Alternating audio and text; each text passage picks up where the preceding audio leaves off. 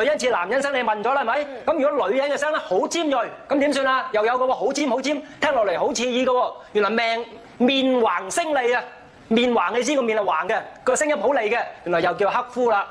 咁仲要男人啊，仲要講嘢有氣冇聲，咪成日有嘅，你成日聽唔到佢講嘢噶嘛，得個氣喺度，個聲音唔清楚噶嘛。原來呢個亦都係五臟唔健康，係短壽之徵嚟嘅。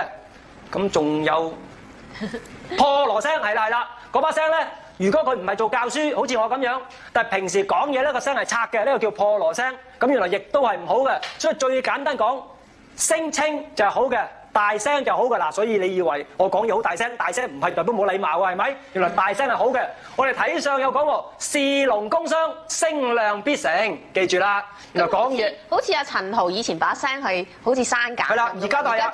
而家佢做咗手術之後，把聲好咗，即刻就有幫助啦，啱嘅。因為聲拆嚟講咧就我哋叫破格，因為內相咧係重要過外相嘅，破咗聲叫做破咗內相，整翻個聲個外相咪冇問題出現，咁咪好翻啲咯。